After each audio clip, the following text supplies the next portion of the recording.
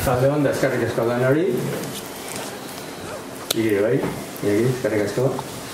Zergatik eta zertarako Euskaldun programaren lehenengo emana izango da gaurkoa. Gaurkoekin hasieria, zertaren egoera gaur zer diote datuek. Gero martxuan nera bai gaztiekin esperimentu bat ingo, 16 gotala urteko gaztiekin esperimentu bat ingo dugu. Ez, nerea? Esperimentu bat. Esperimentu bat. Eta ondo ustetzen bada, gero beste dieren gutxu gorten. Gero apirilean tertulia bat epiko, Euskara eta abertzaletasunaren gainean, bi laun ekarrik utxugu, Jose Manuel Odriozola eta Julen Zabalo, moderatzaile batekin, da pixkate Euskaldunok euskera eta abertzalien arteko kontu horren gainean jarrengo da. Eta gero amaitzeko maiatzean leteren kantagintza eta poesia gintza azartuko dugu. Alun gurutxara? Bai, alun gurutxara. Bueno, baina gaurkoakin zentroko era, Iñaki Jurrebaso, geixenok izautuko zuen, errezilen bizidan Legazpiarra, eta oker espanau, 1000 aurritxik gora kortezi lan egin dugu, eta horren gainean jardungo da balakoen hau. Izen buru batez izan akoratzen oso luzia ezala, baina ez dut egarri. Lana bera bezain luzia. Guk Iñaki asfalti zentu gindun, 2000 inbueltan, barrenen aztikerren lanien zabanean, barrenen gaineko ikerketa lanien zaban oso interesantea. Gaur baina hitzaldi batekin etorriko jaku, nik gaurkoakin laugarrengo aldiz entzungo diot, hitzaldizea eta benetan interesantia, haize berrixak, diskurso berrixak, eta nik usten dut merezia bala entzutia. Atzo, zueri WhatsAppa bidaltzen egin itzala, bidaldu nion, berdin da zen. Eta zantzen, deban entzuna ban Iñaki, oso interesantia, baina tristia. Ez da getxitzaldi tristia izango den. Horrek irakurri nion nien WhatsAppan erantzuna xamar eta bekatan burura. Eta behin zela esan zian gripia dakanari, ez, minbizisa dakanari txakola esan dira gripia dakana. Eta pixkat diagnosiak zehatzak idea dela eta dakana esan dira. Boixe, Iñaki. Uste dut bat lezenteko plaza politxa bildu dugula edo horren. Hasi eta eskarrik asko gure etortzeatik eta zerbia dintza.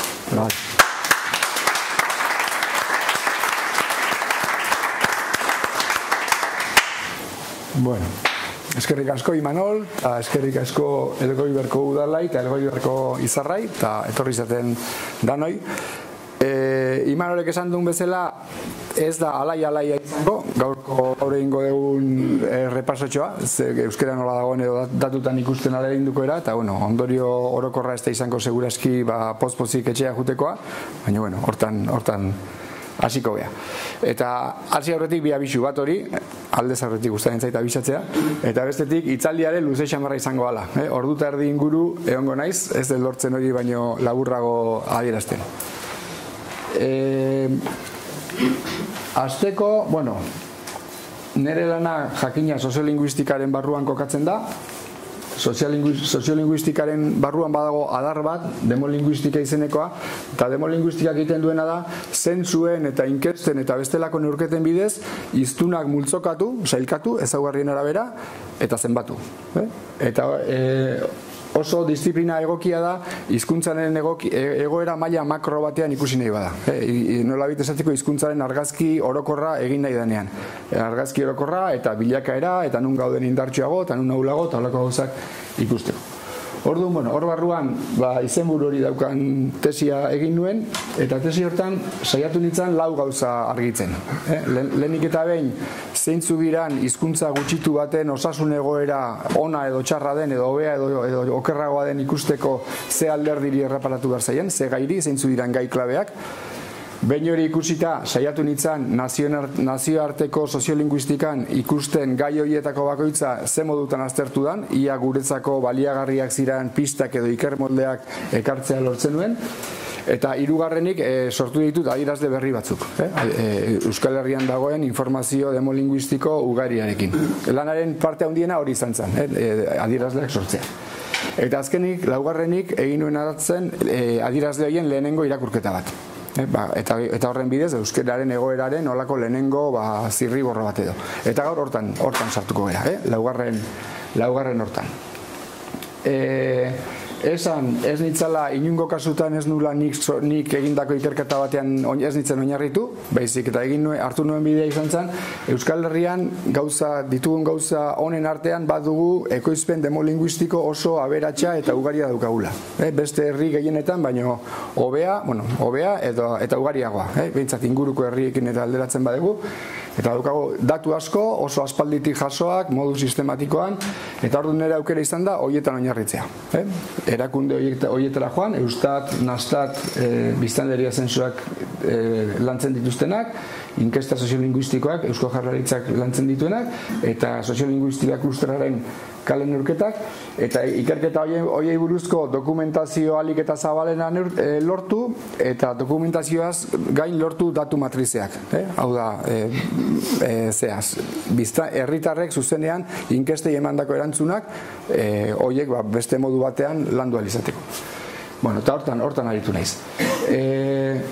Esan gaurko azalpenean Euskal Herria saiatuko naizela ahalik eta kasurik gehienetan, ikuspegi orokorra ematen saiatuko naizela, naiz eta kasu batzutan lehen esan dizuet oso iturri aberatsak ditugula, daukagun hutsunerik handiena da iparraldean ez daukagula zentzurik. Frantziako zentzuek ez baitute hizkuntza gaiei buruzko informazioa biltzen eta hori hutsune handia da. Orduan, gai batzutan hegoaldeaz bakarrik aritu ahal izango naiz. Orduan, batzutan Euskal Herriaz, bestetan hegoaldeaz arituko naiz. Esan baita ere, hasi aurretik, ikusiko duzuen bezala, gai pila bat landuko ditugu, eta denborak hala egintzen duelako brotxa lodi dituko naiz. Kasu askotan, beharko litzaken xehetasunak eta nabardurak eman gabe. Hori, kontuan hartu, azalpenak eta entzuterakoan. Bigarren atala, hontan egongo gara denborari gehiena, euskararen egoera datuen argitan. Lehen esan dizudan bezala, lehenengo galdera tesian lantzen alegindu nintzena izan zen. Ze gai dira funtsezkoak hizkuntza baten egoera ona edo txarra den, nolakoa den jakiteko. Eta orduan 6 ardatz hauek atera zitzaizkidan, eta orduan orain banaka joango gara, horietan gure egoera zein den azaltzen. Eta horien inguruko lerroburu batzuk ere emango ditugu. Orduan, hasiko gara hizkuntza gaitasunarekin, eta hemen ateratzen zaidan lerroburua da hau. Hizkuntza gaitasuna da daukagun ahulgune garrantzitsu bat. Hau dator pixka bat orain arte nagusi izan den ikuspegi bati aurre egitea, ez dator bat orain arte izan denarekin, eta pixka bat azalduko dizue zergatik iristen naizen ondorio hontara. Zergatik den hizkuntza gaitasuna gure ahulgune funtsezko bat. Hizkuntza gaitasunen arabera hiztunak aztertzeko sortu dut aldagai bat 7 multzo hauekin, 7 hiztun multzo hauekin. Eta garrantzitsua da bakoitzaren esanahia ondo ulertzea. Orduan, hemen dazkagu muturretan erdaldun elebakarrak eta euskaldun elebakarrak. Azalpen hasiko naiz muturretatik. Erdaldun elebakarrak dira, jakina, euskera, gaztelaniaz edo frantsesez ondo egiten dutenak eta euskera ulertu ere egiten ez dutenak, ondo ulertzera iristen ez direnak. Erdaldun elebakarrak eta euskaldun elebakarrak lirake berdinak alderantziz. Euskeraz ondo egiten dute eta erdera, gaztelania edo frantsesa ez dira ondo ulertzera iristen. Erdiraka etorrita, 2 multzo hauek ditugu elebidun hartzaileak. Hauek dira erdaldun hartzaileak eta euskaldun hartzaileak. Erdaldun hartzaileek gaztelania edo frantsesa iparraldean ondo egiten dute eta euskera ulertu egiten dute, ondo ulertzen dute. Baina ez dira hitz egitera iristen. Ulertu bai, hitz eginez. Eta euskaldun hartzaileak berdin, baina alderantziz. Euskera ondo egiten dute eta gaztelania gure kasuan ulertzen dute. Baina ez dira ondo hitz egiteko gai. Eta gero erdian ditugu 3 multzo hauek. Eta 3 multzo hauek denak dira elebidunak. Segurazki hemengo denak horre ongo gara, 3 multzo hauetako batean. baina elebidunak eraberean denak ez dira berdinak. Eta banatzen ditugu beraien erdaldunago edo euskaldunago direnaren arabera. Eta orduan ditugu erdal elebidunak, hauek dira bi hizkuntzak ondo hitz egiten dituzte, inkestan galdetzen zaienean esaten dute bai, nik euskeraz ondo hitz egiten dut eta gaztelaniaz ere ondo hitz egiten dut, baina galdetzen zaienean errezago ze hizkuntzatan hitz egiten duzu, erderaz errezago hitz egiten dute hauek. Bi hizkuntzetan ondo, baina erderaz errezago. Hauek berdin, baina alderantziz. Hauek dira bi hizkuntzetan ondo, baina euskeraz errezago egiten dutena. Bai? Eta gero erdian gelditzen zaizkigu nagusitasunik gabeko elebidunak deitu ditugunak, hauek dira bietan ondo egiten dute eta galdetzen zaienean eta errezago ze hizkuntzatan, bietan berdin esaten dutenak dira horiek. Bai? Orduan, bueno, horrela daukagu sailkapen bat mutur euskaldunenetik mutur erdaldunenera edo alderantziz, eta lehenengo kolpe batean ikusten da banaketa dagoela izugarri lerratua alderik erdaldunenera, ezta? 5 hiztunetatik 3 daude dira erdaldun elebakarrak, eta gainerako banaketa ere dago pixka bat orruntza lerratuta. Esan behar da banaketa hau guztiz urruti dagola edozein elebitasun egoera parekideek izan ditzaken banaketetatik. Kombinazioa pila bat izan daitezke, baina hau bintzat ez dator bat elebitasun orekatu edo parekide baten egoerarekin. Izan ziteken, adibidez, demagun multzo hau oneraino geisten degula, eta hemen daukagula beste muturrean euskaldun elebakar multzo handi bat. Bueno, horrek emango luke nola baiteko oreka bat, ezta? Erdian elebidun batzuk, sozialki horrek ekarriko luke bi hizkuntzen pixu antzeko bat. Edo izan ziteken, ez, alderantziz, bi talde hauek ia utxera eraman, haiek dauden bezala, eta hiztun guztiak hemen pilatuko balira, erdiko 3 multzoetan. Ba, bale, horri ere izango litzake egoera parekide xamar baten seinale. Gureak ez du horrelako trazarik, dago guztiz lerratua alde erdaldunera. Datuak pixka bat laburtzera joz, esan dezakegu gurean euskeraz errezago egiten dutenak direla 210.000 hiztun, Euskal Herri osoan, 16 urtetik gorako biztanleria kontuan hartuta, 8%. Eta horren kontrara, erderaz errezago egiten dutenak direla 2.200.000.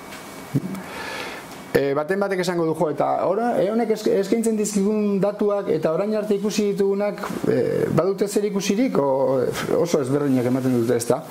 Bueno, zer gertatzen da, orain arte gurean datu hauek lantzeko erabili den modu nagusia izan da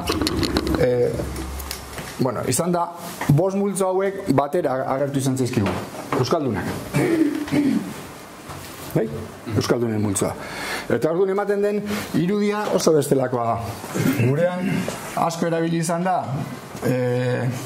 tarta moduko hau, grafiko hau, eta esaten zitzaigun euskaldunak dira 130. Elebidun hartzaileak 108 eta ardaldunak 162. Claro, datuak bat datoz, ez datorrena bat da multzokatze irizpidea. Hor egiten dugu xeagoa, hau da orokorragoa. Eta ez dator bat honek ematen digun irudi edo ematen duen impresioa, ezta. Eramaten badegu termino futbolistikoetara, hau ikusita esan pentsatu daiteke, galtzen goaz, nola bitu esateko, euskalduna gutxiago bera, baina aldea da bat eta bikoa. Ezta?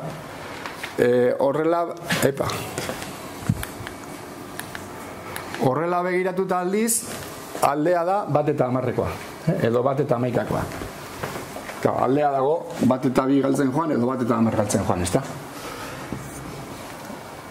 Claro, segurazki datuak lantzeko modu hau indartu zanean, informazio hori lantzen zutenek demolinguistikan beti dago batetik ikertzeko nahia eta bestetik eragiteko nahia edo.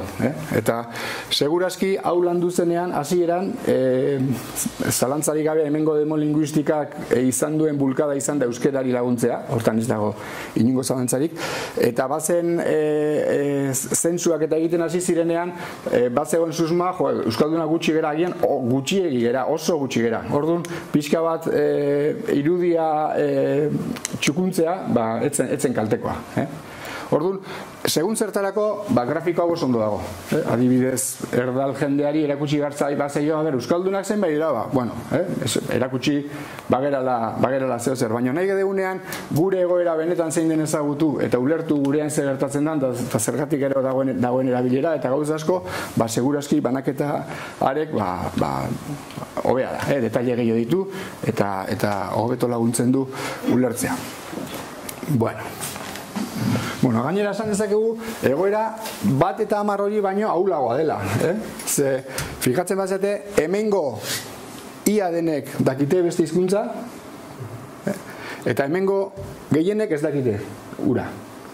Hau da, bat eta 10 ez, oraindik ere ahulagoa.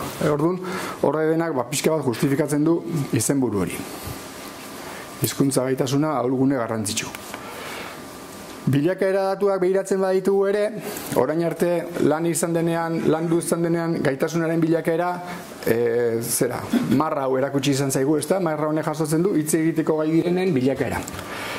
Baina hizkuntza gaitasunaren bilakaera horrez gain marra hauen bilakaera ere bada. Eta ez gera sartuko ñabarduretan, baina zehazki, euskeraz erderaz baino errezago egiten dutenen multzoa, lehen hemen ikusten genuen, 8% hori, alderdi hori ez da aldatu, azkeneko 30 urtetan. Hau da, zen den hizkuntza gaitasunean asko aurreratu dugu, baino ñabardurekin. Hau da, pixka bat, eta orain esango dudanak gaitasunerako balio du, eta baita beste alderdi batzuetarako. Azkeneko 30 urtetkako bilakaera hartzen badegu, irudikatzen badegu gure komunitatea dela geruza ezberdinak dituen tipula bat, nola bit esateko, erdigune trinkoago batekin, funtsezkoago batekin, eta kanpoko geruza azalekoago batzuekin, azkeneko 30 urtetan tipula oso hazi eginda. Baina hazi da, kanpoko geruza horiek hazi direlako. Hori oso garrantzitsua da. Horri ezin zaio baliorik kendu, hor hazi izana. Baina era berean, kontuan izan behar da, barruko geruza haztea ez dela lortu.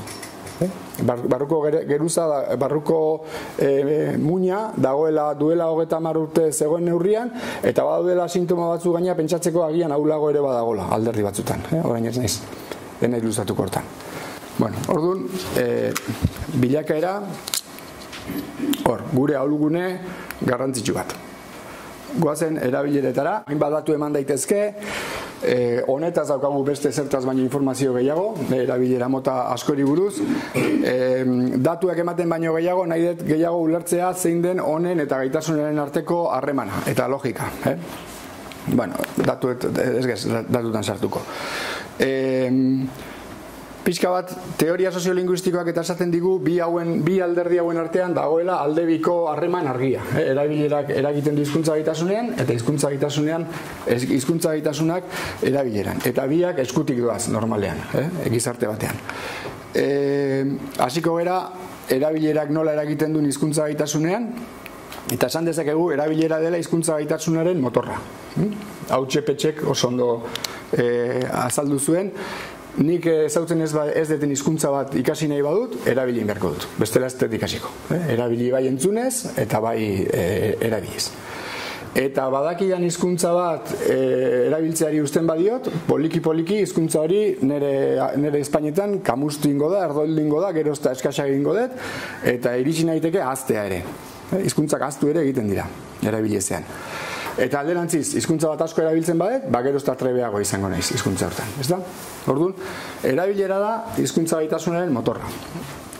Datuak ikuspegi hortatik begiratuta, ona hemen beste lerroburu bat. Gaur egun euskaldun gehienek gehiago erabiltzen dute erdera euskera baino.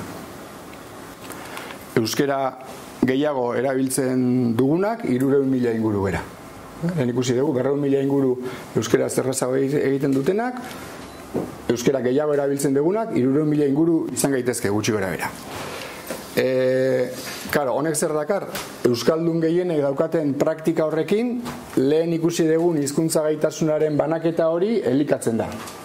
Hau da, gehiago erdera erabiltzen badegu, gure erdal gaitasuna garatuko dugu gehiago, eta euskal gaitasuna ezain bestea. Orduan, erdal elebidunen multzo hori horrela indartzen da, lehen ikusi dugun multzo hori, ezta? Bueno. Oraingoa zen beste norabidera. Hizkuntza gaitasunak nola eragiten du erabileran, esan dezakegu dela erabileraren zorua. Hizkuntza gaitasunak jartzen du zorua erabilera eman ahal izan dadin. Jakina, nik ezautzen nik ezin dut txinera hitz egin. Ez dakit txinera hitz egiten, jakin gabe nola debiliko dut. Eta beharko da jakitea ez nik bakarrik, baizik eta nire mintzakideak ere, biok jakin behar dugu hizkuntzari erabile ahal izateko, ezta? Orduan, hizkuntza gaitasuna erabileraren zoru ideia hori bi modutara landuko dugu, lehenengo dago nahiztaeskotasun eta aukeren egitura, eta ondoren dago erosotasunaren bulkada. Bueno, izenako pixka bat arraroak ematen dute, baina ulertzen erreza da. Nahiztaeskotasun eta aukeren egiturari buruz, zen hemen azpian ze idea dago. Bueno, hau Txillardegik oso ondo azaldu zuen. Talde errezenetik hasiko gara, talde sinplena bikote bat. Pentsatzazuen nik eta ni elebiduna naiz, eta nik dudala bikotekide bat dena euskaldun elebakarra. Hor, ez dago erabiltzeko, bi hizkuntzak erabiltzeko aukerarik. Derrigor euskera ezin beharko dugu, ezta? Nire bikotekidea erdaldun elebakarra bada, horre ere ez da aukerarik izango. Derrigor, eingo dugu erderaz. Eta nire bikotea ni bezala elebiduna bada, orduan aukera izango dugu hizkuntza bat, bestea, edo bien arteko nahi dugun kombinazioa erabiltzeko. Orduan hor dagoen ideia da, talde batean, hori da adibide sinplena, ez da, baina talde batean, eta berdintzai taldea izan lagun talde bat, famili bat, herri bat edo nazio bat, kalkulatzeko modu aldatuko da, baina idea berdina da, hiztunen moten arabera dagoen banaketa, A hizkuntzako elebakarrak, B hizkuntzako elebakarrak eta elebidunak, zeintzen den horien arteko proportzioa eta sarea, emango du nahitaezkotasun eta aukeren egitura bat. Posible izango da hizkuntza bat erabiltzea neurri batean. Eta bestea beste neurri batean. Eta egongo dira jardun asko derrigor hizkuntza batean izango direnak. Bueno, ikuspegi hau landuta eta inkesta soziolinguistikoak daukan informazio ugaria aprobetxatuta, inkesta soziolinguistikoan galdetzen da zure ama euskalduna alda, eta zure aita, eta zure bikotekidea, eta seme alabak, eta nahi arrebak, eta lankideak, eta lagunak, eta informazio pila bat jasotzen da, eta horrekin egin dut gutxi gora bera sareen osaketaren kalkulo bat, ezta? Eta zeratatzen zait, lehenengo ideia bat, bataz besteko euskaldunak, 5 harremanetatik, egunerokoan dituen 5 harremanetatik 3 aldu euskera erabili, baina 2 ez. Mintzakideak erdalduna direlako. Hori jakina aldatuko da tokitik tokira. Segurazki Elgoi barko harreman sareak hori baino euskaldunagoak izango dira, bataz beste. Eta Bilbokoak erdaldunagoak. Ulertzeko. Baina Euskal Herriko ikuspegiz, 5-etik 2 ia erdia derrigor erderaz egin behar du euskaldunak. Bai? Eta horrekin lotuta, eta ja hiztun guztiak euskaldun eta erdaldunak kontuan hartuta, ateratzen zait hartu emanen hiztunek dituzten, Euskal Herriko hiztunek beraien artean dituzten harremanen 82 nahita ez erderaz direla. Gaztelaniaz edo frantsesez. Hemen sartu ditugu,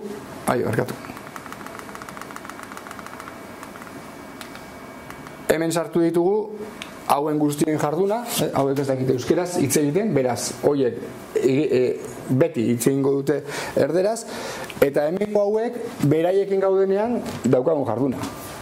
Bai? Zer beraiekin ere guk erderaz egiten dugu, ez? Iñaki, datu danak dira 16 urtetik gora? Bai, orain artekoa bai.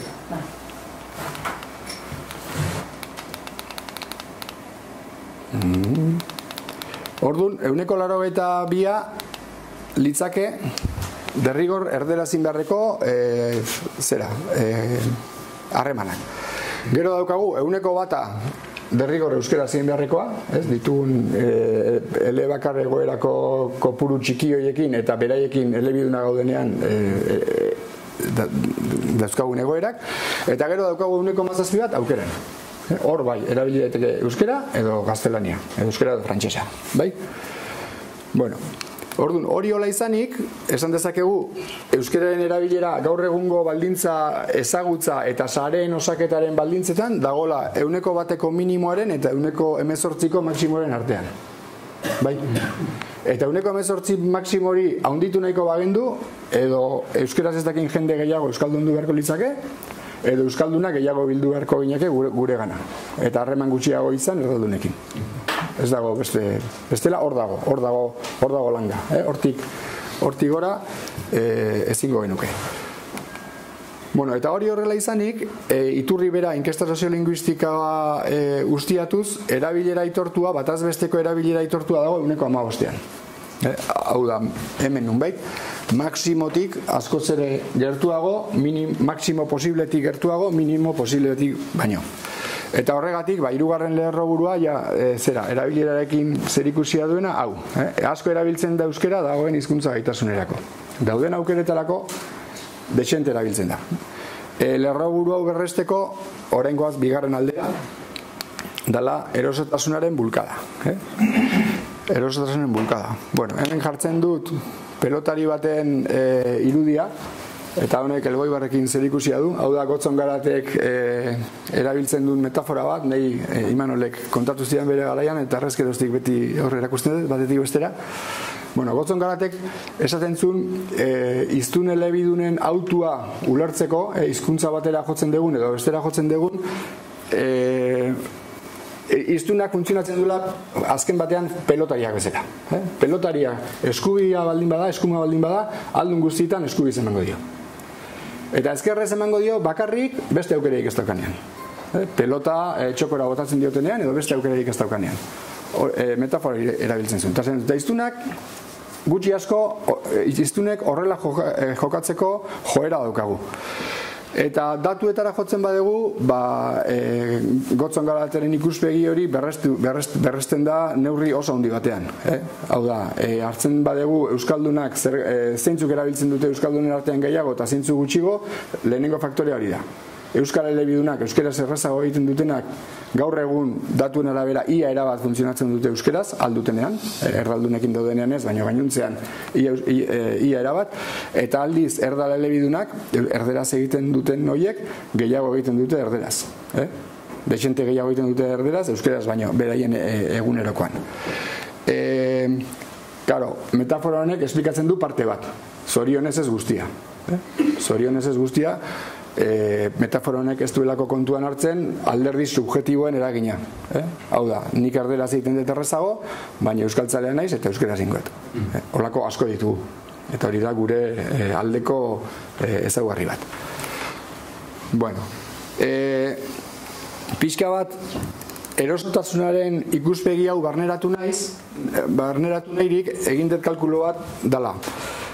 Zein izango litzake euskararen batez besteko erabilera gaur egun, baldin eta argi dago hau dena erderaz egingo degula, hau dena euskaraz egingo degula, eta hemen sartzen da berritasuna, aukera dagoenean, hiztun elebidun bakoitzak erabiliko balu beti errezen zaion hizkuntza. Euskal elebidunak arituko balia beti euskaraz, elebidunekin nahi denean, eta erdal elebidunak beti ingo balut erderaz. Baldintza horietan, euskararen erabilera egongo litzake 1/8. Eta lehen esan bezala, erabilera aitortua, iturri beraren gainean eraikia, dago 1,5. Koska polit bat. Gure alde, nola esateko.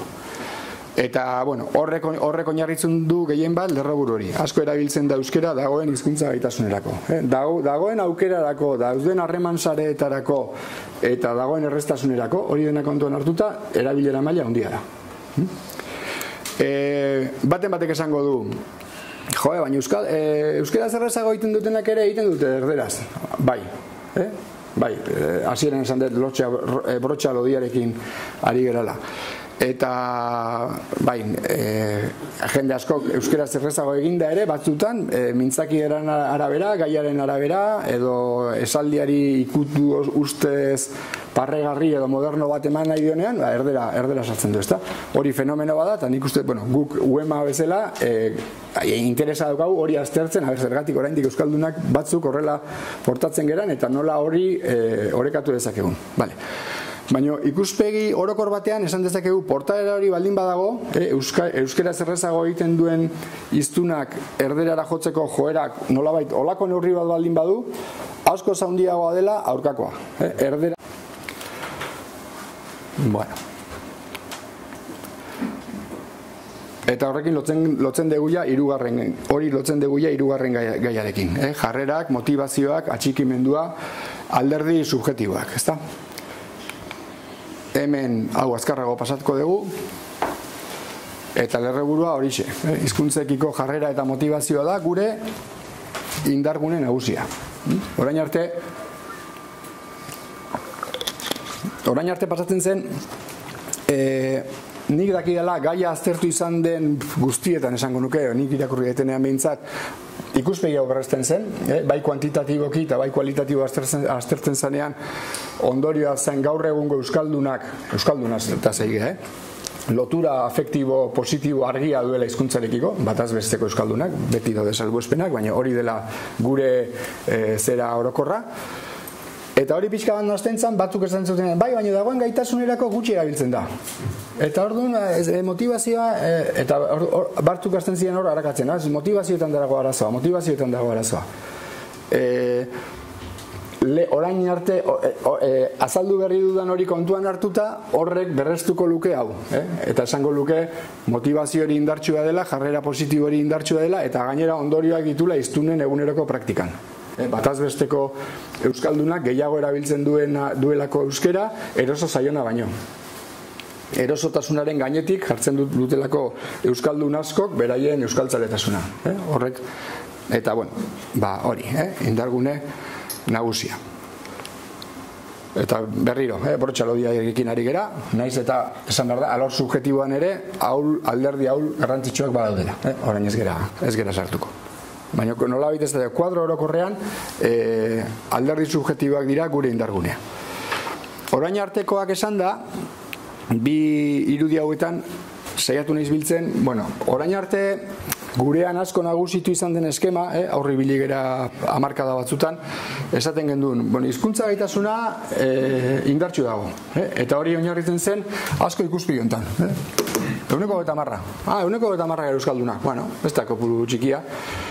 Horren aldean, erabilera baju dago, euneko 12, euneko 15, segun iturriaren arabera. Eta erabilera zergatik dago hain baju, eta batzuk esaten zuten, baju dago hiztunen motivazioak ez duelako hizkuntzaren alde egiten. Motivazioan gaudelako bereziki haul. Ikuspegi honetan, egon gera nahiko sartuta hamarkadatan. Eta niri ateren zaidana da aurkakoa. Hizkuntza gaitasuna ikusi duguna bezala hasieran oso ahul gaude. Euneko 70 ez daki euskeraz dakigunen artean ere gehiago egiten dugu hobeto erderaz euskeraz baino. Euskaldun elebakarrik ez dago, hori sozialki, ahultasun handia da hori hizkuntzarentzat.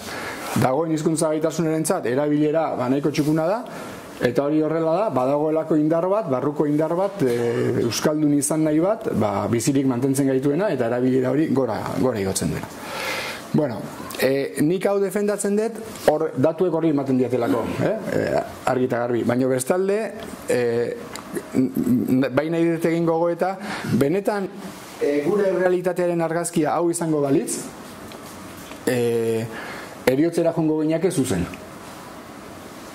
Komunitate bezala. Zergatik, benetan gure daukagun hizkuntza gaitasunerako erabilera bajua baldin izango balitz, horrek zekarriko luke luzera. Hau ere ahultzea. Ez badugu erabiltzen, gure hizkuntza erabilera baju horrek ekarriko luke hizkuntza gaitasunak bera egitea. Eta horrek urrena erabilera are bajuago. Eta bera, honek eramango gintun desagertzera. Horrek ate bat irekita uzten du. Honek daukan alde txarra da, hasieran badago depresio aldi bat, esaten dizunean, hizkuntza gaitasunean, uste genuen, bat eta biginoa zela eta bat eta margoaz. Hori irentxe egin behar da. Baina behin hori eginda, honek ate bat utzi dezake. Eta pixka bat gure komunitatearen gan ere autokonfiantza gehiago ematen du. Horra egia, eusten nahi eta aurrera. Laugarren alderdia, transmisioa, sozializazioa, gai hau Fishman geroztik esan daiteke zentrala dela, soziolinguistika eskola guztietarako, eta gaur egun ere nazioartean eta irakurriko dituzu ezta, hizkuntzen rankinak, zeintzu daude heriotza arriskoan, zeintzu daude osasuntsuago, olako azterketak egiten direnean, beti kontuan hartzen den alderditako bat dau, funtsezkoa da. Azkenean hizkuntza bat ez bada espazaio ondorengoi pasatzen, argi dago, denbora kontua izango dela hizkuntza hori desagertzea, ezta? Eta honi buruz ere, albiste honak, transmisio eta sozializazio prozesuak euskalduntzaren alde eragin dute azken hamarkadotan. Brotxalodiarekin ari gara, beti, baina argazki orokorrean hau ez da gure, nolabait esateko, gure organismoan okerren daukagun atala. Hau nahiko ondo daukagu, beste batzuekin konparatuta. Batek esango dit, baina etxe gehienetan ez aldaba gaztelania edo frantsesa transmititzen da. Bai, titular hau ulertu behar da pixka bat erlatiboki. Hau da, etxeen hegoaldeko kasu honetan, etxeen 17%, gaur egungo aurren 17% jaso du euskera etxean. 17%, hegoaldeko aurrena. Eta beste 16%ak jaso ditu biak, euskera eta gaztelania. Badakigu biak jaso dituztela esaten duten hoien kasuan gehiago jaso dutela normalean gaztelania euskera baino. Ez dituztela biak maila berean jaso. Baina, hau dira kopuruak. Eta baten esango du, eta gainerako 70%koa, horiek, erderaz. Orduan, prozeso horietan ere, erdera nagusi da. Baina duen nagusitasun maila txikiagoa da. Eta euskerak duen nagusitasun maila, 17% hori, handiagoa da, adibidez, batez besteko erabilera baino. Zergatik, besteak beste, lehen ikusi dugu nola erdar elebidunek, erderaz errezago egiten duten elebidunek, pixka bat bere jarduna ere aukeratzeko orduan, nun egin euskeraz eta nun egin erderaz, estrategikoki aukeratzen dute, eta besteak beste, eta nagusiki hemen jartzen dute indarra. Eta seme-alabei euskeraz egiten diete adibidez. Euskaltzaleok azkenean, askotan hori ikusi izan dugunean, batzutan gaizki ere begiratu izan dugu, ez da, joa bera bikote hori, parkean, umeari euskeraz egiten diote eta beraien artean erderaz ari dira. Oiek bikote hori adibidez baldin bada, biak baldin badira erderaz errezago egiten dutenak, egia da, transmisioaren ikuspegitik hobeto litzakela beraien artean ere euskeraz aritzea, dudaik ez dago. Baina baita ere, egia da, umeari euskeraz egiten esfortzu bat egiten ari direla. Beraiek errezago egingo luketela erderaz. Eta agian hori baloratu behar degula. Orduan, hau da gure indargunetako bat. Askotan, gauza batzuk hain egiten zaizkigu ohikoak, ez degula baloratzen, baina beste hizkuntza komunitate batzuekin eta konparatzen badegu, hontan indartsu gaude. Hola, zalantza gara esan daiteke. Transmisioan eta transmititzeko gogo horretan.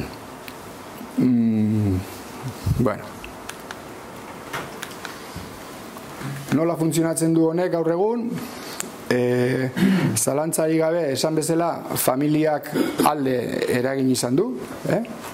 Alde eragin izan du azkeneko hamarkada hauetan, ez da beti horrela izan, orain bai. Eskolak ere argi eta garbi brotxalodiakin ari geranez, badaude hobetzeko gauza asko, baina euskararen alde egin duena izugarri izan da, azkeneko hamarkadetan. Ez pentsatu ere egin nahi nun egongo ginake duela 4-6 hamarkada hezkuntza euskalduntzen hasi ez baliz eta eukidegun aldaketa euki ez bagenu, hizkuntzaren egoera orokorrean zein izan ziteken, ez pentsatu ere egin nahi. Eta gero daukagu testuinguru linguistikoa, hau da komunitatea, auzoa, kalea, lagungiroa. Faktore hau askotan analisiak eta egiterakoan eta gogoetak egiterakoan bigarren maila batean uzten dugu, baina bi hauek beste garrantzitsua da gutxienez.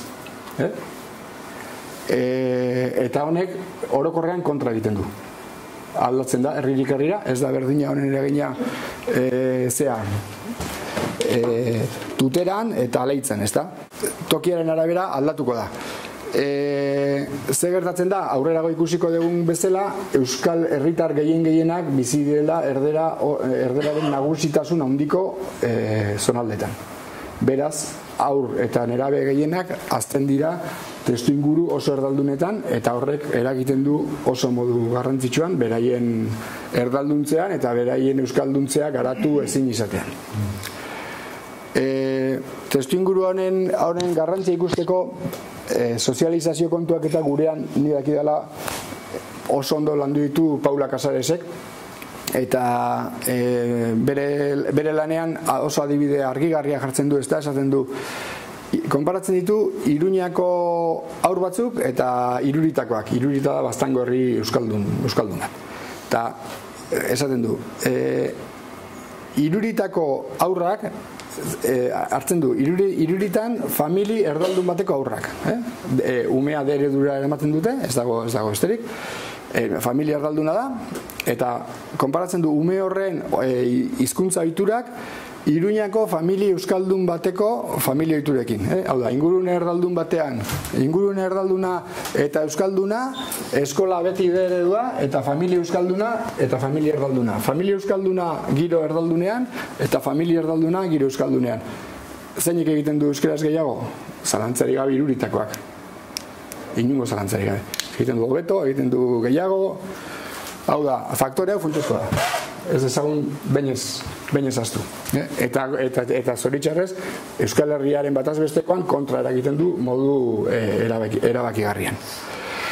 Eta azkenik, daukagu edabideak, kultur konsumoa, ikusentzunezkoak, sare sozialak, mundu guzti hori, geroz eta pixu handiagoa duena, eta horrek ere, nabarmen kontra egiten du. Dagoen eskaintza oso desorekatua dago, eta kontsumo ohiturak ere, erdalaldera eramaten dituzte gure aurre eta gazteak. Edozein kasutan, transmisio eta sozializazio prozesuek euskalduntzaren alde eragin dute azken hamarkadotan, hau oso garrantzitsua da, eta segurazki, nire ustez azkeneko 60 urtetako, ez dakit, igual esatea gehitxo da, baina lorpenik handiena esan behar nun, handiena ez esango, baina handienetakoa da hizkuntza gutxitu gehienetan adinaren araberak hizkuntzarekin dagoen harremana olako grafikoekin erakusten da. Ez da hemen aurrak, gazteak, helduak eta zarrak jartzen badugu, asko laburtuz, hizkuntza gutxituetan arruntena da horrelako grafikoak aurkitzea. Hau da hurrenkera prototipikoa. Hemen gertu, gallegoaren egoera adibidez, gu baino hobeto daude aldagai gehienetan, ezagutzan, erabileran, baino bere daukate horrelako egitura bat. Hau da, zarrak egiten dute gehien, bai erabili eta bai ezagutu, eta aurre gutxien. Eta gure egoera ere hau zen, 1981 urtean, lehenengo zentsua egin zenean, hau zen gure egitura. Eta orain lortu duguna, azkeneko hamarkada hauetan da, gure realitatea da, hau. Proportzioak ez dira hauek, baina ideia ulertzeko. Eta zesanik ez, berreskurapen ikuspegi batetik gure banaketa hau askoz ere positiboagoa da beste baino. Orduan, guztiarekin, utxune guztiekin eta egin beharreko nabardura guztiekin, baina gure organismoaren parte honek ondo xamar funtzionatu du azkeneko urtetan, eta funtzionatzen du. Bale. Orain beste prozesu bat, hizkuntza bilakaera. Hemen ja, datu tristeagoak emango ditugu.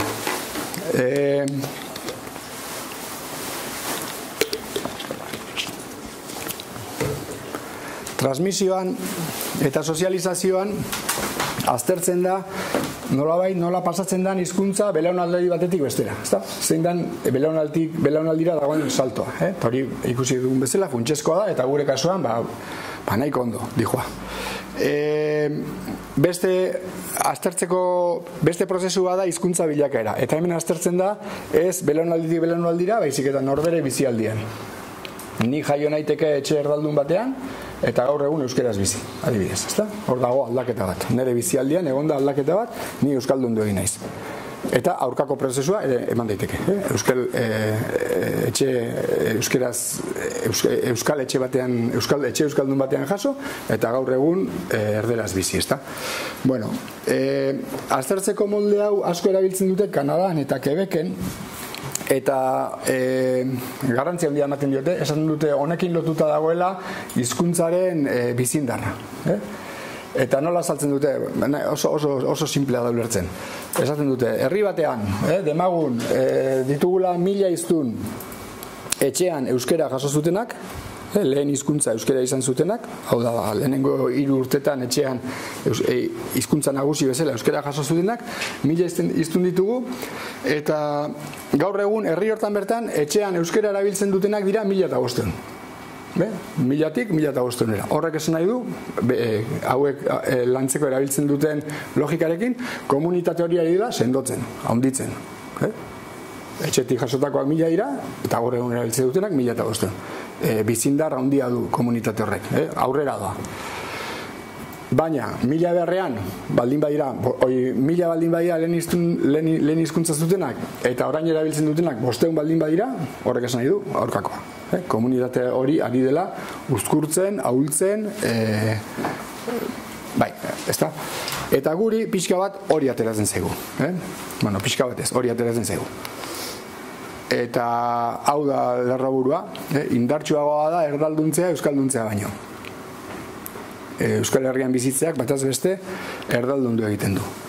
Bueno, hau aztertu daiteke hizkuntza gaitasuna konparatuta, lehen txikitako hizkuntza zein izan zen eta egungo hizkuntza gaitasuna, edo txikitako hizkuntza zein izan zen eta oraingo erabilera. Hasiko gara hizkuntza gaitasunarekin. Nolabait irudikatzeko, imaginatu hemen dauzkagula Euskal Herrian lehen hizkuntza euskera izan zuten hiztun guztiak, 100.000 batzuk hemen, zaku batean, eta hemen ditugu lehen hizkuntza gaztelania edo frantsesa izan zuten hiztunak, beste zaku handiago bat. Bueno, ze gertatzen da? Gaitasuna. Multzo ontako denek ikasi dute iaia beste hizkuntza. Erdaldundu dira. Erdaldundu ez zentzu... Beste multzoko batzuk ikasi dute, baina batzuk bakarrik, ezta?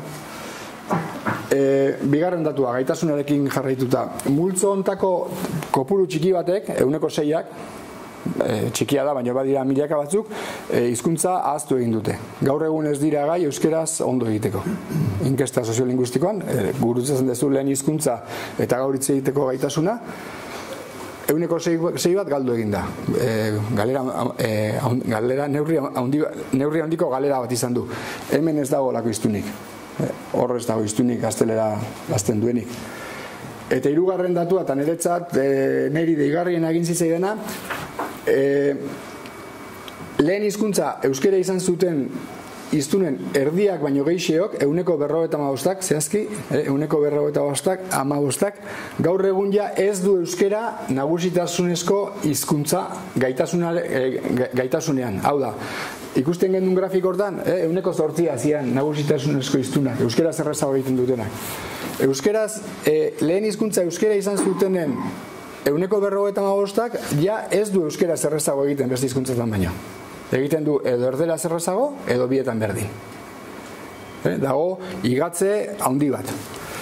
Beste multzoan hori gertatzen da? Bai, badaude batzuk erderaz hitz egiten hasi, eta gaur egun euskeraz hobeto egiten dutenak, edo bietan berdin egiten dutenak. Baina dira 100. Hau da, hor ere badago euskalduntze bat aldagai hortan, baina hemengo asko ez indartsua. Orduan, laburtuta, hemengo multzoko hiztunak bataz beste moitzen gera asko alde hortara, eta hemengoak moitzen dira, baina desente gutxiko. Hau da, badago hauen euskalduntze bat, baina asko txikiagoa da hemengoen erdalduntzea baino.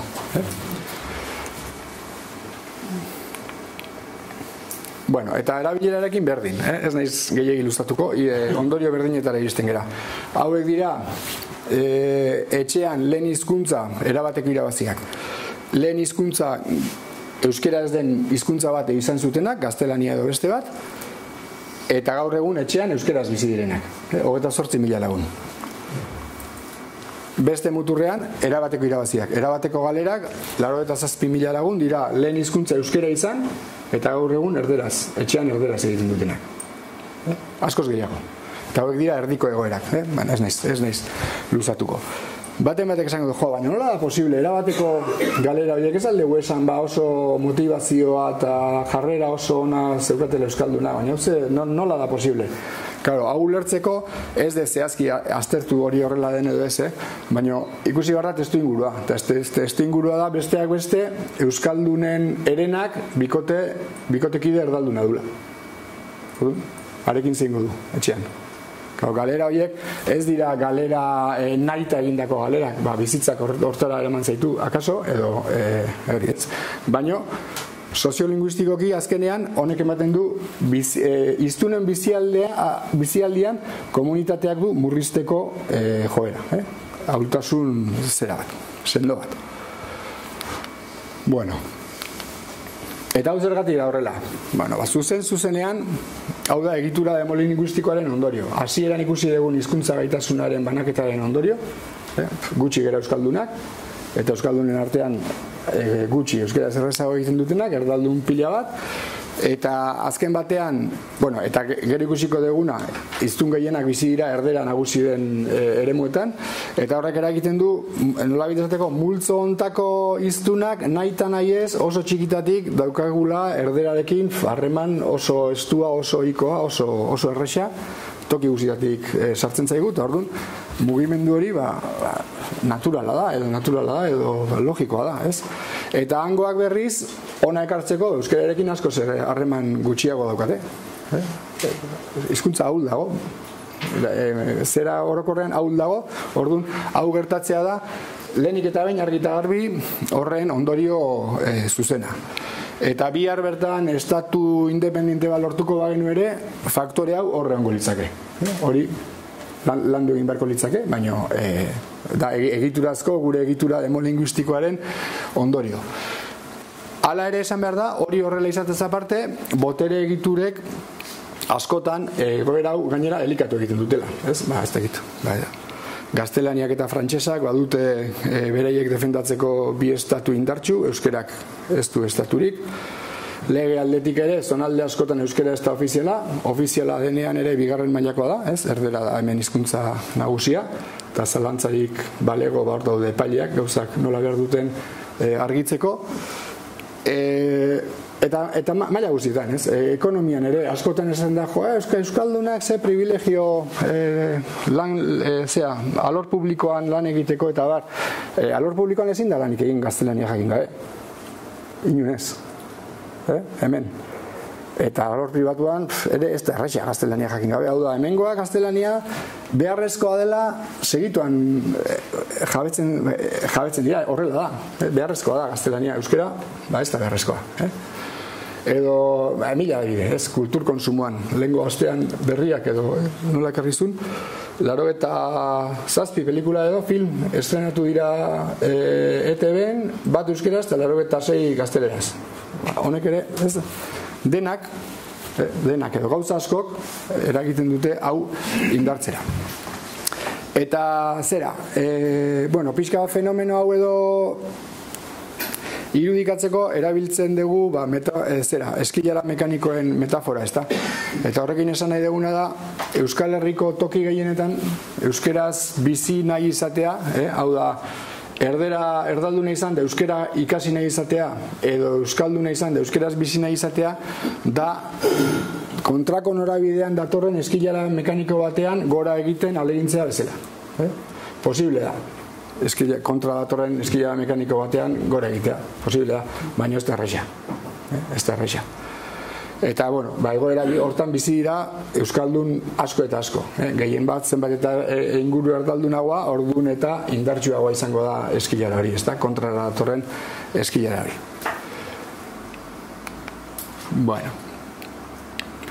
Ohar garrantzitsua, eta dialotzen dugu urrengo gaiarekin, fenomeno hau ez da homogeneoa lurralde guztian, hau da fenomeno bat gertatzen dena erdera nagusi den zonaldeetan.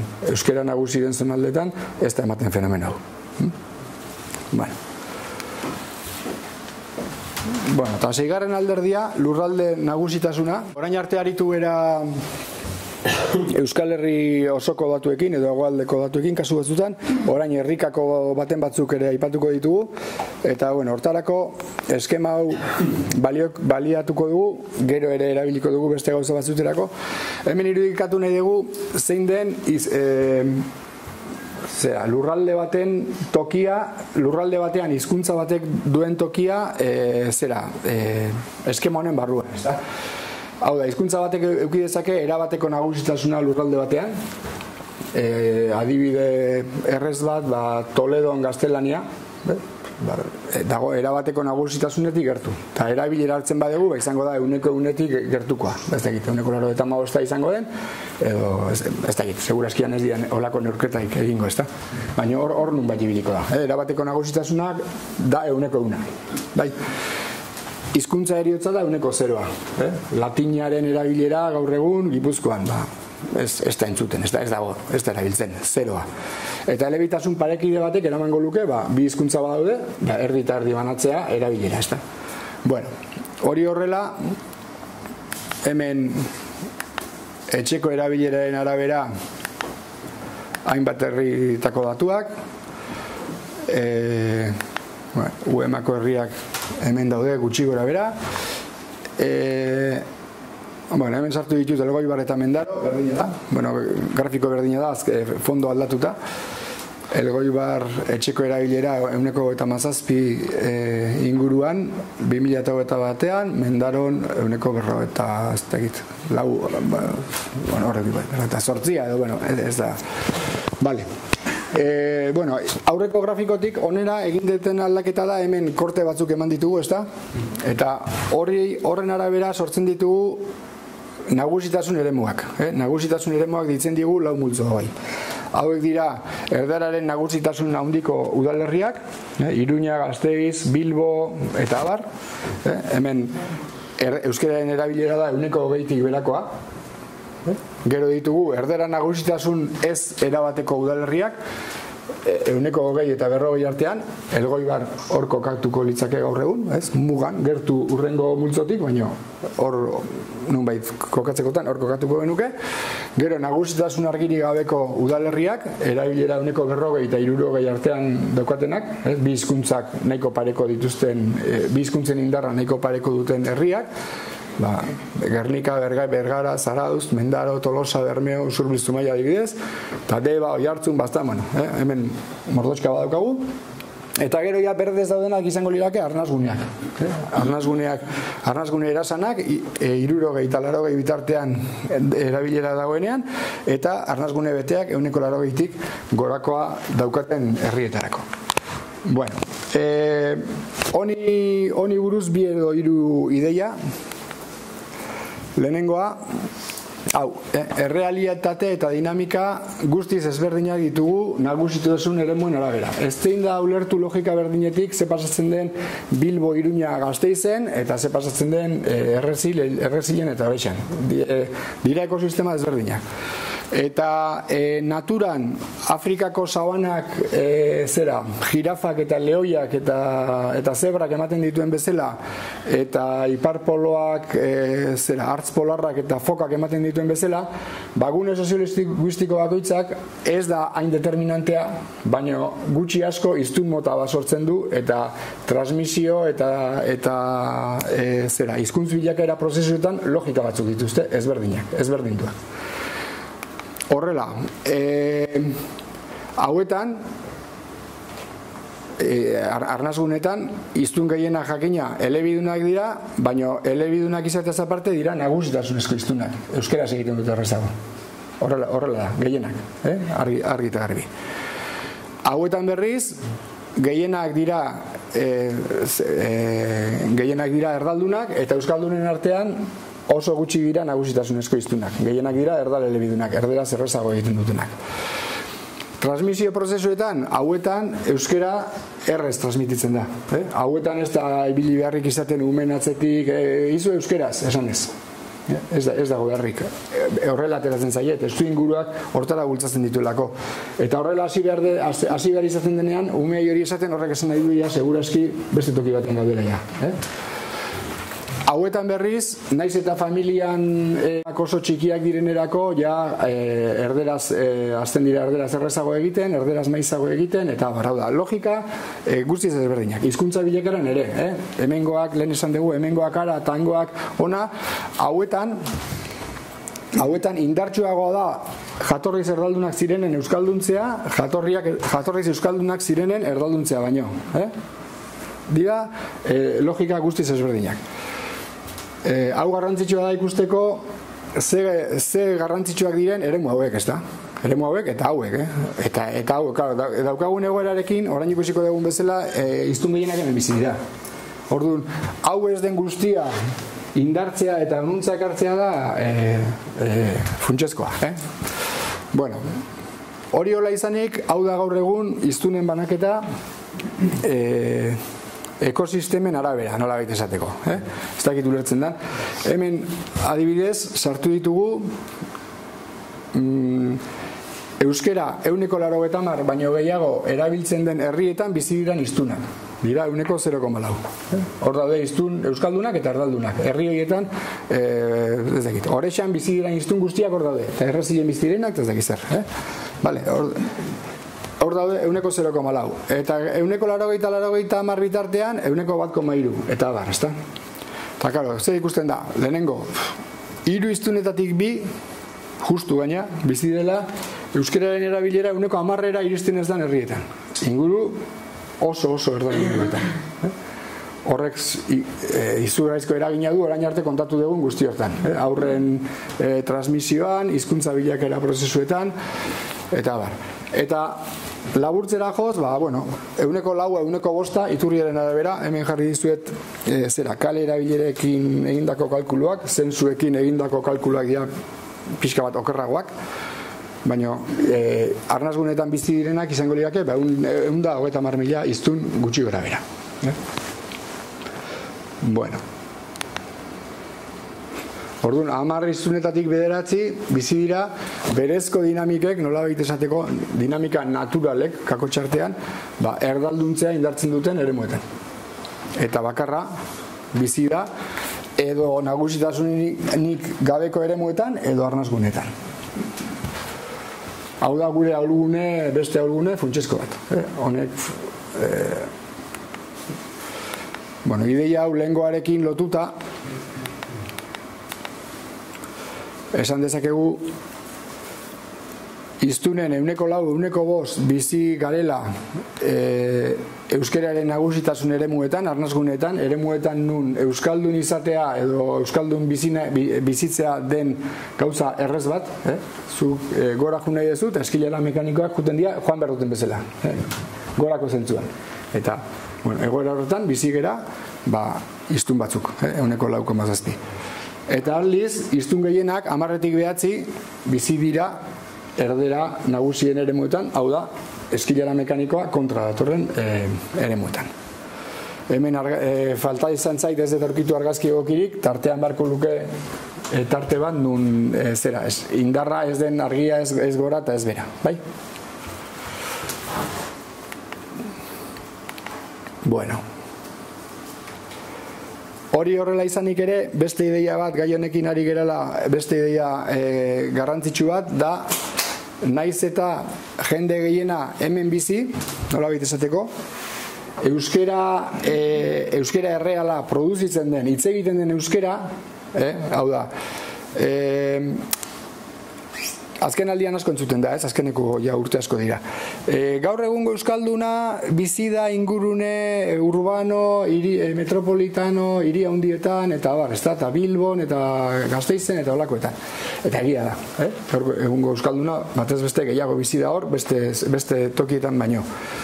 Baina hori kalkulu hori egina dago pixu berdin-berdina emanez euskeraz bizi den euskaldun bati, egun osoan euskeraz bizi den euskaldun bati, eta euskera oso noizuenka erabiltzen duen bati. Perspektiban sartzen badugu euskaldun praktikantea, benetan euskera erabiltzen duena, ja banaketa ez da horrela. Eta berriro, naiz eta hemen oso jende gutxi, hemen bizi da 1,10. 10% bakarrik bizi da hemen. Baina hoien artean egiten dute euskera errealaren praktikatzen denen 50% inguru, erdia. Orduan, bueno, hau ere garrantzitsua pixka bat arnasgunei buruz ari gerenean, batetik ikusi dugu teorikoki edo arnasguneak dira azkenean euskararen alde daukagun joko zelai bakarrak dira. Nola bitezteko, hizkuntzen leia ari gera jokatzen terreno ezberdinetan, terreno gehiena kontrakoa ditugu, gutxi batzuk aldekoak. Eta gainera, horietan ekoizten da euskararen parte esanguratsu bat. Orduan, bueno, gure aurrera begira egin beharreko lanetan eta bultzatu beharreko hildoetan gaiak duen garrantzia erakusteko. Bueno, eta azkenik, bilakaerari buruz, naiz datuetan luzatuko, eremu hauek agortzen ari dira. Pixka bat joko bagenu oso epe luzera, mende bateko epera, ez dakit nola nabil denboraz, uste luzatzen nahi naizela ez da. Bai?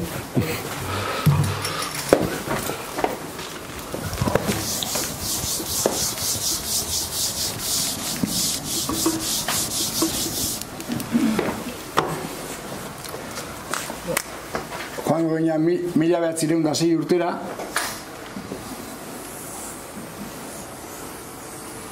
bueno, txura bera. Bueno, gaur egun arnasguneak aztertuko bagenitu, ditugu herri solte batzuk, gehienak txikiak, handiak 10.000 biztanletik gorakoak gelditzen dira Azpeiti eta Oñati eta Azkoiti Zalantzan, hortxe, mugan, Azpeiti bai. Hiruiek gelditzen dira. 10.000 gorako herriak.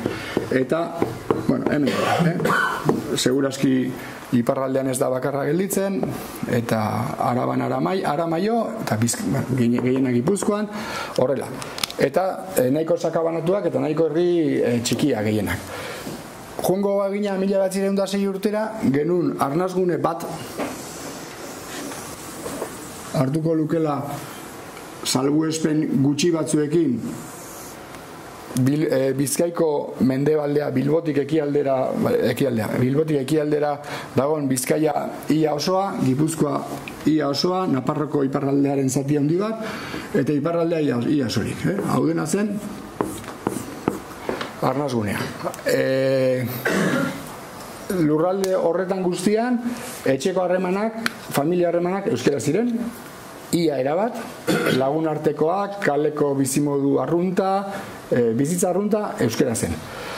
Etzen euskeraz, ez administrazioa, ez eskola, ez goi mailako kultura, ez lan mundua segun zertan zehal horretan, baina familia eta hurbileko nagusitasun horrek bermatzen zuen hizkuntzaren jarraipena. Belaunaldi berriak giro horretan euskaldun zetozen. Bai? Bueno, eta hau juntzen 20. mendean ahultzen, frankismo garaian gehien bat, horre berakada izan zen ikaragarria. Gero, 1980 eta 2000 urte artean, pixka bat euskalduntzean aurrera pauso esanguratsuak emandako urteetan egonkortu egin zen. Beste alderdi batzutan aurrera egin gendun bezala, hemen etzen aurrera egin, etzen lurraldea berreskuratu, nola baita esateko. Egonkor, baina etzen galdu, eta 2001 urtetik aurrera berriro hasi gera beraka. Eta esan dizuet, kalen urketako datuak eta zensuko datuak ez datoz guztiz bat, zensuko datuek erakusten duten joerak bere horretan jarraituko balu, 2 hamarkadatan geldituko gineke nagusitasunez gabeko lurralderi gabe. Herri gabe, nun euskera gehiago erabiltzen den erdera baino. Bai? Agian salbuespenen bat egon golitzen, baina joera hortara goazela ematen du. Eta hori, seguraski izango litzake hizkuntzaren galerarako beste hito bat, beste pausu funtsesko bat. Datuekin da, nazioarteko datuekin daitu nahi zenean, arreta deitu zian bat izan zen, ezagutza datuak hartzen baditugu, Irlanda eta gu, ez da, Irlanda daukagu beti porrot hizkuntzari dagokionez, porrot baten adibide bezala, ez da, zalantzari gabe, izan nahi ez deguna, ez da. Eta harritu zian datua izan zen, gaitasunea neurtuta zenbat jendek dakien euskaraz egiten, edo zenbat jendek dakien gaelikoz egiten, ez gabiltzain urruti kopuruetan. Zertan dago haien artean eta gure artean dagoen aldea. Gu badauzkagula 210.000 hiztun euskaraz errezago egiten dutenak, beraiek tankera hortako bakarren batzuk geldituko dira kaso, baino apenas. Gu badauzkagula 300.000 lagun euskara gehiago erabiltzen degunak erdera baino, eta gu badaukagula oraindik lurralde zati bat nun euskara den nagusi. Han ez dago.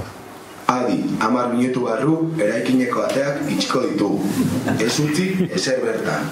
Eskerrik asko. Atención, dentro de 10 minutos se cerrará el edificio. Rogamos que no dejen nada. Muchas gracias. Adi, 10 minutu barru eraikineko ateak itxiko ditugu. Ez utzi, ezer bertan. Eskerrik asko. Atención, dentro de 10 minutos se cerrará el edificio. Rogamos que no dejen nada. Muchas gracias. Vale. Bueno, alde funtsezkoa hori da. Guk oraindi daukagu, komuniketate bizi baten aztarna horiek behintzak gelditzen zaizkigu. 200.000 hiztun euskaraz hobeto egiten dutenak, 210, 300.000 hiztun gehiago erabiltzen dutenak, eta lurralde bat, nun euskara nagusi den, eta gero beste lurralde batzuk, Elgoibarren laino etorrita adibidez, nun erderak pixu gehiago duen, baina euskara oraindik indaro argarria duen, ezin da konparatu, Elgoibar Bilbo batekin, ez da jakina. Eta hori da funtsezko aldea. Eta aldiz, gai honen garrantzia azpimarratzeko, juten bagera gu baino hobeto dagoen herrialde batera, Kataluniara adibidez, bere ezaugarria da, askotan jun izan bezate, ni bentsat askotan erritu nahiz, eta hemen ere katalanez. Juten bazea, Bartzelona inguru makro hortara ez, baina gainontzeko herri guztietan ez, Gironan, da Lleidan, da herri pila batean, da hiria handiak ere ez, Manresa, eta Reus, eta Girona, eta Junda, beraiek arnazguneak askoz gehiago dauzkate. Orduan, hizkuntzaren osasuna eta arnazgunen pixua oso loturi daude. Nire lanean ez nahi sartu hizkuntz politiketan, da noruntz jo behar degun, da hortan ez nahi sartu, baina argi gelditu zaiten ideia bat niri hau izan da, ez? Nik ez dut, barkatu, nik ez dut irudikatzen euskalduntze prozesu bat, ez baldin bada, batzuk arnazgunei buruztari direnean esaten dute, hoie dia zera, ez da egindu gazten bukolikoa edo sentimentalismoak, ze importa du, hemen partida jokatzen da hiria hundietan, da hori batzuk badaukate olako diskursoa. Niri aten zei justu kontrakoa. Nik ez dut imaginatzen, horiek esaten dutena kaso eginda, sinistu barko ditzake, hauek, azkeneko urtetan, hauek onuntza etorri dira, ezta? Hori da, azkeneko urtetan, hemen dago, mugimendu bat onuntza, zera. Elgoibar mendaro ere okorrez banago, zeuden hemen eta hemen. Dago, olako mugimendu bat. Horiek esaten dutena, ez dakit inork argumentatu du, baina zer esan nahi dute, ez gara gehiagik eskatuko hauek ona baldin badatoz, eta gero hemen nunbaiten, ez dakit nun, elkartuko gera dena gutxi gora era, eta gero dena jongo gera gora, poliki. Nik ez dut imaginatzen euskalduntze prozesu bat, ez baldin bada, hemen alik eta gehien goiko hauetan indarra jarri eta ekarri alik eta onuntzentik urbilen orduan da hobeto, eta hori, hemengoak ona, hemengoak ona ekarri, hemengoak ona, eta hemengoak ona, ez, eta horrek emango dio hizkuntzari beste sendotasun bat, eta beste... nik bintzat horrela ikusten dut. Bueno, bale. Bukatu dugu bigarren atala. Eta sintesiak eta ondorioak, hau azkarrago pasako dugu. Bueno, ikusi dugu 6 gai funtsezko horretan egin dugu, hizkuntzaren errepaso bat, goazen orain sintesi bat egiten ahalegintzera eta grafiko honekin ere honen laguntza egingo dugu.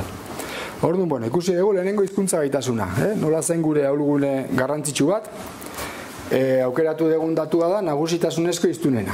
Euskaraz errezago egiten dutenak dira 8%, grafiko honetan kokatu daiteke, Toledon erderaz errezago egiten dute 96%, ez da gizien batek, baina hor nun bat jutiko da, ez da.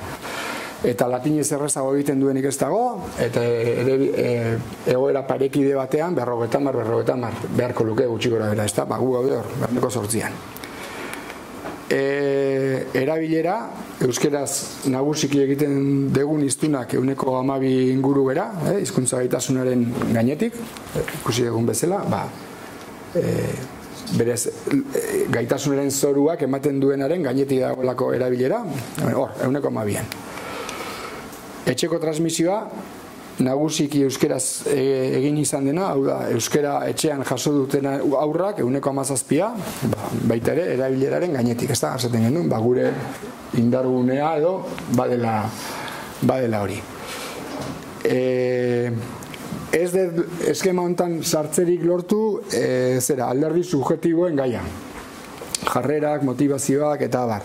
Ez dut aurkitu 0-1 eskala hortara egokitzeko moduko daturik. Segura honago, egongo baliz, hemen nun baiten egongo litzakela, alde positiboa guan. Hizkuntza bilakaerari buruz, ez da ere ez dut lortu daturik, baina grafiko honek, irudi honek erakusten du, ez da. Hemen egoteak, zonalde honetan egoteak, berarekin dakar galerarako joera bat. Berarekin dakar galerarako joera bat. Eta hor gaude. Eta azkeneko gaia ikusi duguna, lurralde nagusitasunarena, arnazgunetan bizi den biztanleria, 4% gaia izan daiteke, hor. Orduan, bueno, sintesia, horiek horrela, hori da gure zonaldea, hor gaude, gutxi gora bera, eta gaude, esateak min pixkat ematen du, baina hizkuntza eriotza egoera batetik desente gertuago, erabateko nagusitasun egoera batetik baino, jakina, eta baita elebitasun parekide batetik baino. Gaude, nahiko zonalde ilunean. Konparazioa puntu batzuk, hemen puntu gorria da erabilera, euskeraz nagusiki, katalaneraz nagusiki, 1,6 dira, frantsesez kedeken 1,77, eta gu baino okerrago daudenak, horiek ez dute datu konparagarririk, baina 1% bera zelantzarik gabe, gaelikoa Irlandan, Oksitaniera, Bretoiera, eta abar, ez da. Orduan, hau da gure zonaldea. Orduan esan dezakegu, oso haul eta oso zaurgarria dela gure komunitatea, oso balore baxuak ditugula egitateetan, ikusi ditugun guztietan, altuena 1,7 hori, transmisioaren datua, baina 1,7 ez da ere. Eta horrek berarekin lotuta daukala kontrarako berezko dinamika bat. Hau dena laburtzeko, nik erabiltzen den terminoa da minorizazio larria edo minorizazio gorria.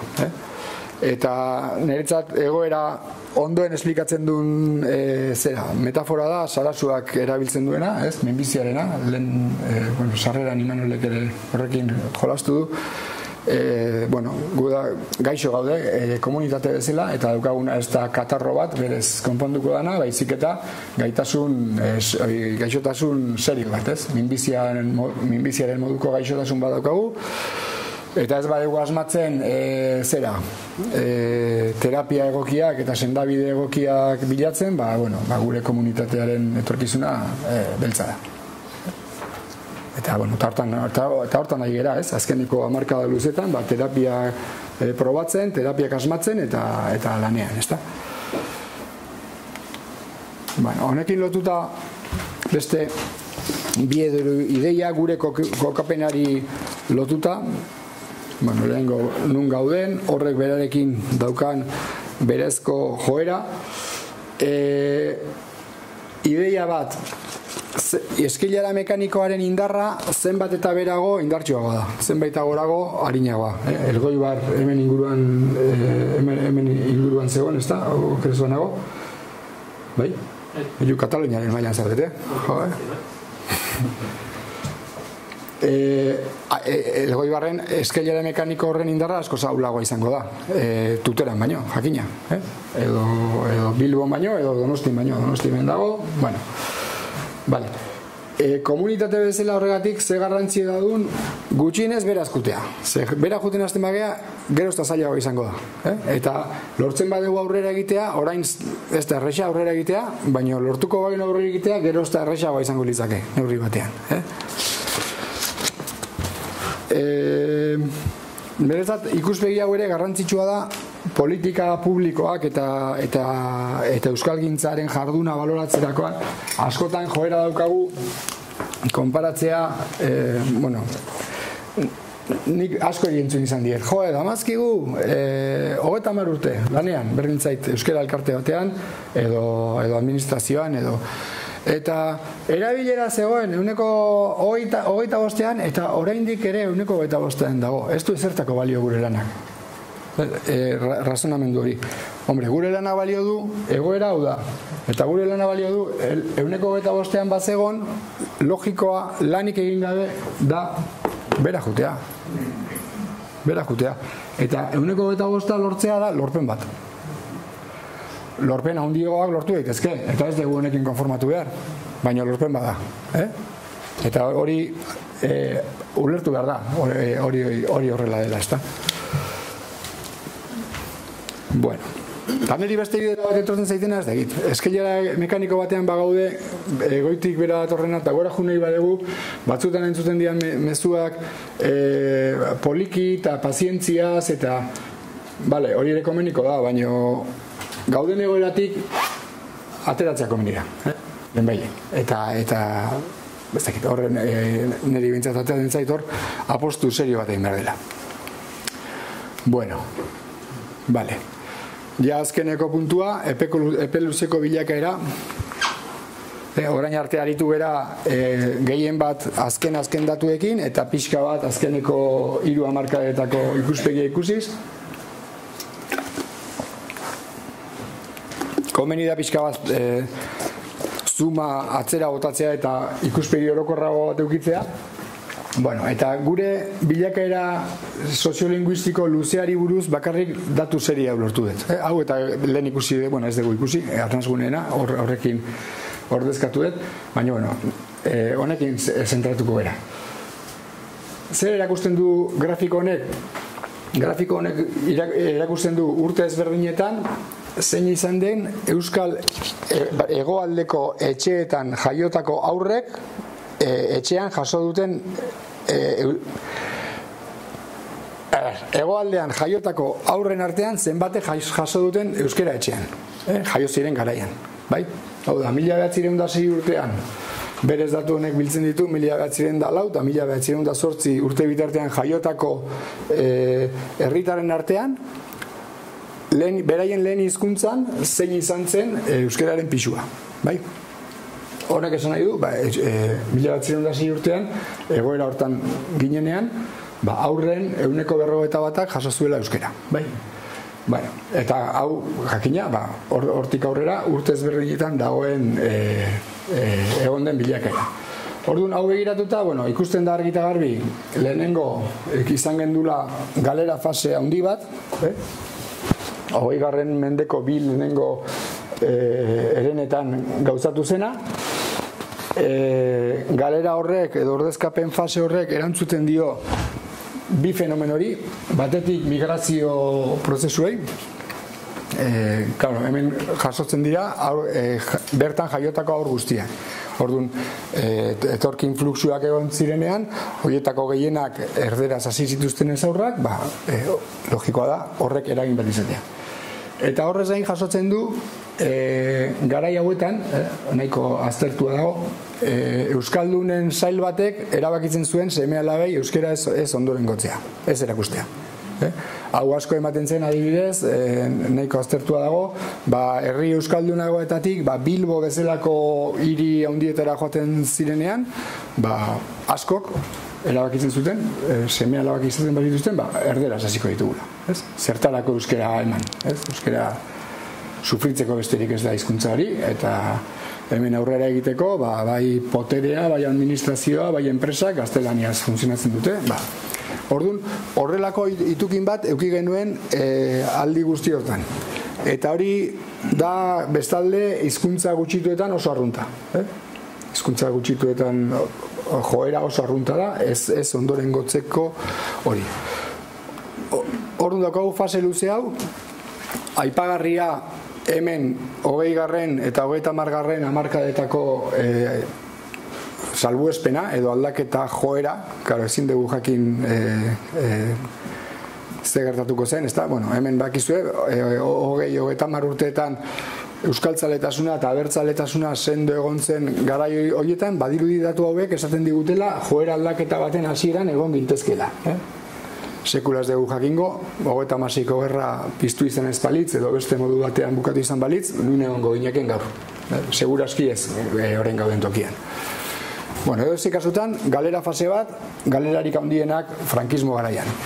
Eta zera, pixka bat kurbaren norabideak nahiko argi erakusten zuenean zein izan ziteken etorkizuna, 60. hamarkada inguruan, pixka bat 55 inguruan 60. hamarkadan, bueno, dena dakigun bezala, Euskal Herrian aldaketa ideologiko, politiko, kultural, psikologiko sakona gertatu ziren, eta horien eskutik euskalduntzeak fase berri indartsu bat eraiki zuen, ezta? Euskara batua, ikastolak, eta denok dakigun zerak. Datu honek erakusten diguna da, bultzada handi horrek, egin zituen eta izan zituen lorpen guztiez aparte, eragina izan zuela herritar arrunten bizimoduan, bizitzako erabakietan. Eta zehazki esan nahi du, lehenago genuen itukin hori, Bilboko adibidearekin kontatu dizu dana, hau da, seme-alabei euskera ez erakustea, itxi egin zela. Eta hortik aurrera, bortxalodiakin ari naiz, egongo dira salbuespenak, baina hortik aurrera ez da arrunta lehen hizkuntza beraiek euskera izan duten hiztunak edo euskal jendeak euskera ez erakustea seme-alabei. Hori ez da arruntaia. Eta ez hori bakarrik, horrez gain, honek erakusten du, garai hontan euskaldundu ziren, jatorriz euskaldunak ez ziren, baina euskaldundu ziren herritar askok, beraien seme-alabei euskaraz hasi zituztela etxean. Orduan, hemen daukagu aldaketa ikaragarri bat. Grafiko mota hau da, batetik gizarte zientzietan ez dira arruntak, horrelako aldaketa joera gogorrak, joera argia zen, galerako joera, eta gero justu aurkako norabidean modu indartsuan, eta ez dira arrunta hizkuntz gutxituetan, eta gutxiago estatu propio bat izan gabe. Honi deitu altzaio, hau da, iraultza soziolinguistiko bat gertatu zen hor. Herri honetan gertatu zen zehozer, eta aldaketa joera ikaragarri bat gertatu zen. Orduan, indar berritze aroa. Eta azkeneko aroari, deitzen diogu geldotze aroa, hemendik 1981tik aurrera, aroak marrasterakoan, bi lehenengoak marrasterakoan ontan bakarrik fijatu naiz, eta 3. marrasterakoan azkeneko urtetan ditugun datu pilagietan.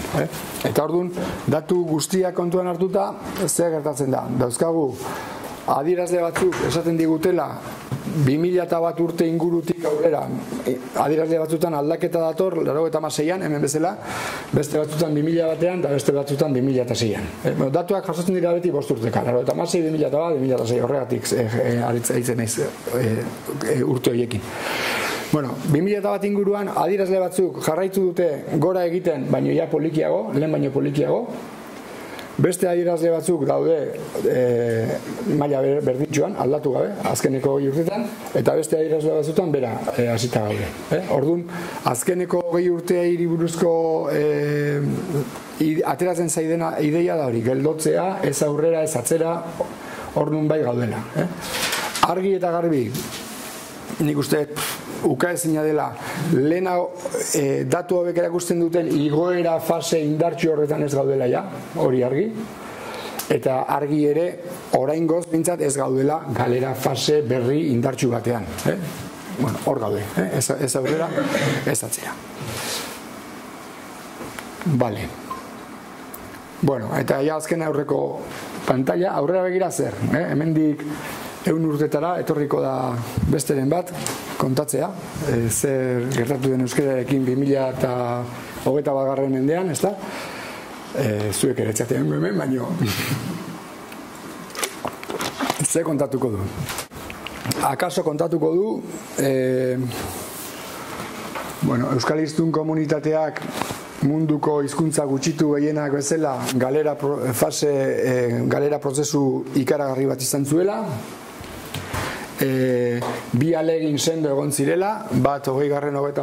hamarkadan, gerra batek ukatu zuena alegin horrekin, ondoren egon zela belaunaldi horren seme-alabak edo izango lirakenak martxan jarri zutela beste prozesu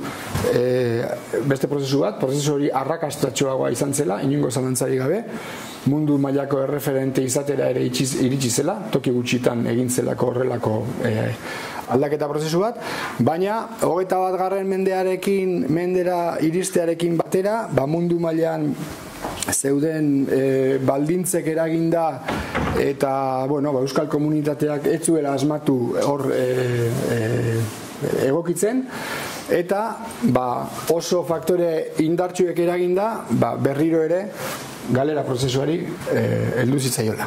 Azkenean grafiko oso hartuta, parentesi bat egonda hemen, 1960 eta 2000 urte bitartean, baina, galera prozesu bat. Parentesi batekin.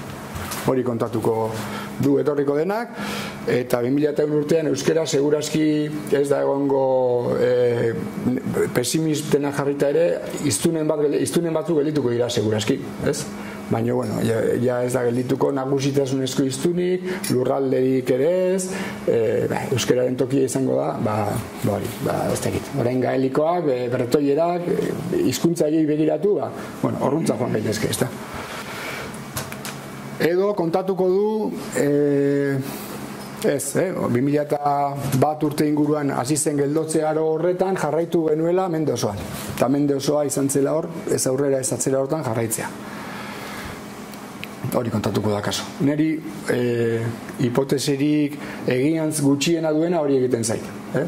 Daukagun egoera ez delako minorizazio egonkortu bat ez dakit nola esan. Bagina ez gutxi gera, baina daude denak lurralde batean eta ez barruko korronte handia gaude, eramaten dutenak beraka.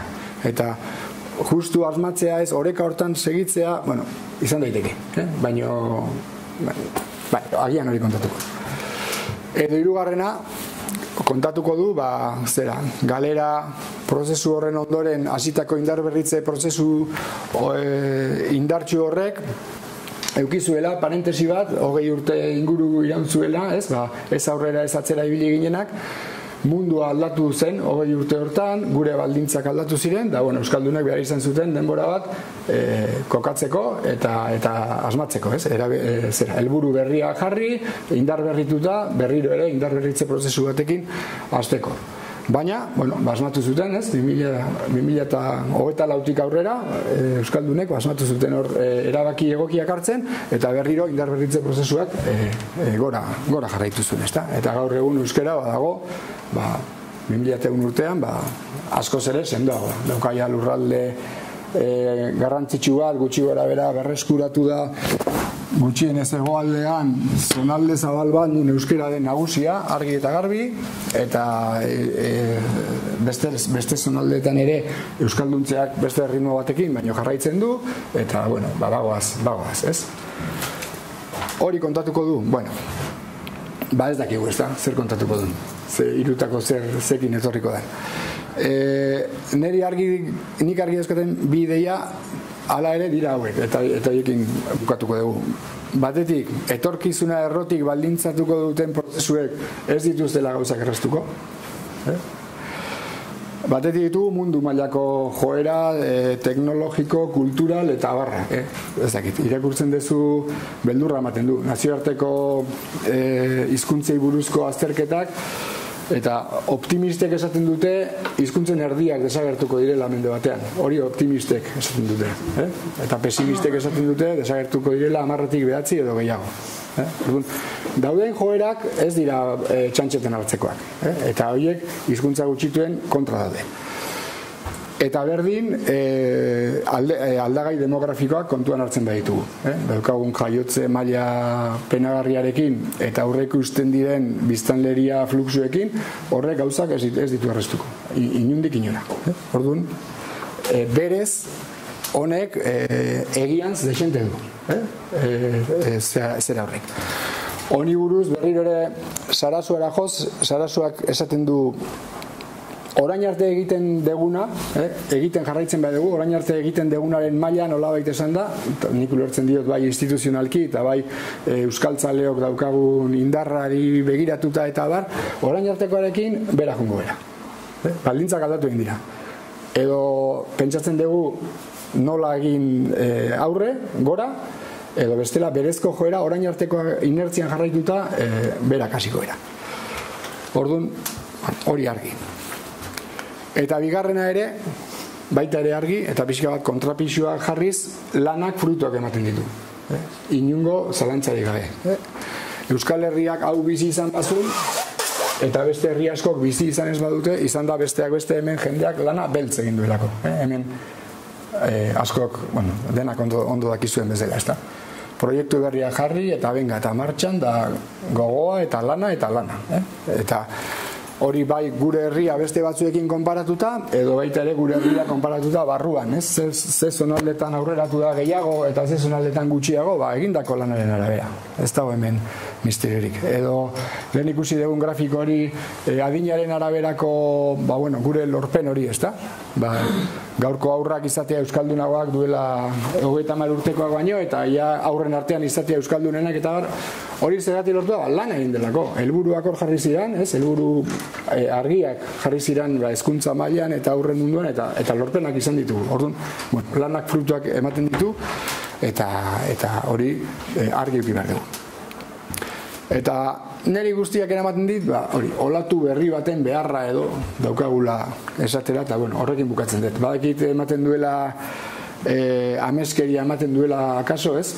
Gauden egoerak ez du egian hortara hori arnasteko zera bide gehiagirik ematen, baina hori behar dugu, berriro salto handi bat eman, ez dakinik hori nola artikulatzen den, nik uste baduela horrek zalantzarik gabe bere alde instituzionala, erakundeek hor funtsesko papera daukate, eta hor agian politika sendoagoak edo behar ditugu, eta bestetik euskaltzale jendea ere segurazki orain gauden egoeratik beste pauso bat eman behar dugu, ez? Bai gure bizitzatan eta bai gure egunerokoan euskarari beste garrantzi bat emanez eta hortara jarriz, ez? Eta hori, ez? Azkenean niretzako bi ideiak dira funtsezkoak, ez? Batetik euskara lehentasunetara ekarri beharra, nik behintzat horrela bizidet, jende, ez dakitzuek nola ikusiko duzuen, baina azkeneko urtetan ez ote dagoen euskara herri honen lehentasunen artean nahiko posizio, ez dakinik 5., 6., 10. nun dagoen zehazki, baina ez lehentasunen artean, eta horra ekarri beharra. Eta horrekin lotuta euskaltzaletasuna sendotu beharra. Euskaltzaletasuna sendotu beharra, euskal komunitatea bildu beharra, eta horixe, neukan kontatzeko.